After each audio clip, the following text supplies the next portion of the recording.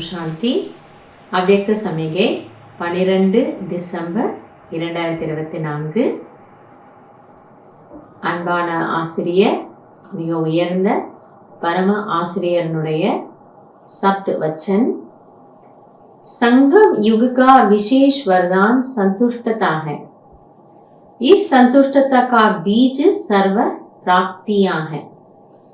பாப்தாதா சொல்றாங்க, சங்கம யுகத்தினுடைய விசேஷமான வரதானம், இந்த யுகத்திற்கான விசேஷத்தன்மை. பாபா நமக்கு என்ன ஒரு பிளஸ்ஸிங் கொடுத்திருக்கிறாருன்னா, நீங்க எப்பொழுதுமே திருப்தியாக இருக்க முடியும். உலகத்தினுடைய சூழ்நிலைகள் சரியில்லை, கர்ம கணக்குகள் தாக்குது, சிச்சுவேஷன்ஸ் மேல கீழே வருது. ஆனாலும் பாபா என்ன சொல்றாரு, நீங்க திருப்தியாக இருக்கலாம். ஆனால் அதற்கான ஆதாரம் என்ன அப்படின்னா சர்வ பிராப்திகள். ஸோ எங்க பிராப்திகள் இருக்கோ அங்கதான் ஆத்மா திருப்தியா இருக்கும். பிராப்திகளும் இல்லை, அப்பிராப்தில இருக்கிறோம், நம்ம ஒரு குஷி இல்லை, ஒரு சாந்தி இல்லை, ஒரு அன்பு இல்லை, எதுவுமே இல்லைன்னா ஆனா நான் திருப்தியா இருக்கணும்னா அது முடியாது.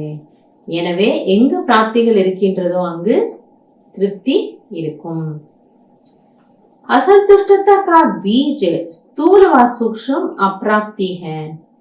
அப்ப பாபா புரிய வைக்கிறாரு, அந்த ஒரு அதிருப்தியினுடைய விதை என்னவென்றால் ஸ்தூல அல்லது சூக்ஷ்மமான அப்பிராப்தி.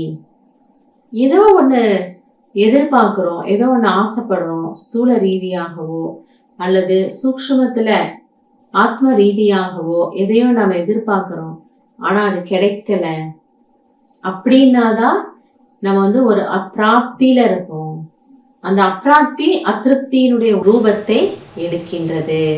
आप ब्राह्मणों का गायन है, अप्राप्त नहीं कोई वस्तु ब्राह्मणों के खजाने में अथवा ब्राह्मणों के जीवन में, तो फिर असंतुष्टता क्यों? ஆனால் இந்த பிராமண வாழ்க்கையினுடைய ஒரு பாடலாக என்ன இருக்குன்னா, பிராமணர்களுடைய பொக்கிஷத்துல கிடைக்காததுன்னு எதுவுமே இல்லை. பிராமன் அப்படின்னா BK பிரம்மா குமார், குமாரினா பாபாவுடைய வரதானமா குழந்தைகள் நிரம்பியவர்களாக இருப்பீர்கள். அப்ப பகவான் இந்த ஆத்மாவை நிரப்பிட்டு இருக்கிறாரு என்னும் பொழுது பாபா கேட்கிறாரு, நீங்க எப்படி அதிருப்தியாக முடியும்?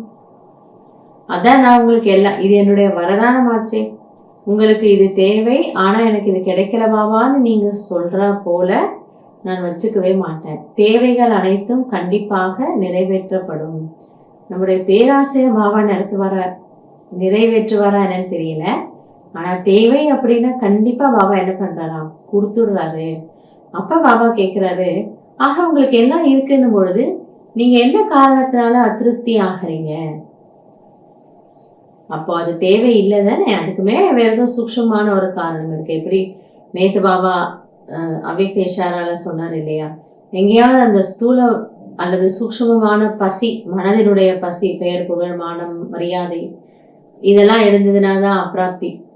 மற்றபடி தேவைகள் அனைத்தும் நிறைவேற்றப்படுகின்றது. जब वरदाता दाता के भंडार भरपूर है, इतनी बड़ी प्राप्ति है, फिर असंतुष्टता क्यों?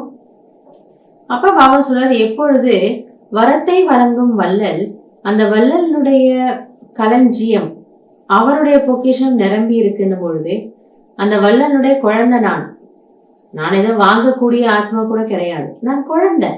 அப்ப முதல்ல அந்த அப்பா யாருக்கு கொடுப்பாரு? வீட்டுல இருக்கிற குழந்தைக்கு கொடுத்த பிறகுதானே வள்ளல் வெளியில இருக்கிறவங்களுக்கு கொடுப்பாங்க.